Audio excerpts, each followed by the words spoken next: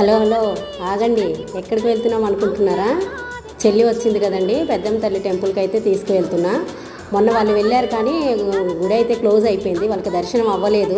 బహుశా అమ్మ నేను రాలేదనేమో వాళ్ళకి దర్శనం కల్పించలేదు. ఇంకా ఈరోజు అయితే నేను తీసుకువెళ్తున్నా, ఎందుకంటే రేపు చెల్లి వాళ్ళు వెళ్ళిపోతున్నారు. మీకు తెలిసిందే కదండి, నేను ఎవరు వచ్చినా పెద్దమ్మ తల్లి టెంపుల్కి అయితే కంపల్సరీ తీసుకెళ్తాను. అమ్మ దర్శనం చేసుకున్న తర్వాత ఇక వాళ్ళైతే వెళ్తారు. కంపల్సరీ అమ్మ దగ్గరికి అయితే తీసుకొస్తానండి. ఇక మా చెల్లి కూడా మనసులో అదే ఉండిపోయింది, అక్క దర్శనం మొన్న అవ్వలేదు, క్లోజ్ అయిపోయింది కదా అంటే వెళ్దాంలే అనేసి ఇక చాలా హ్యాపీగా అయితే పిల్లల్ని వాళ్ళని తీసుకొచ్చి మంచిగా అమ్మ దర్శనం అయితే చాలా చక్కగా అయ్యిందండి.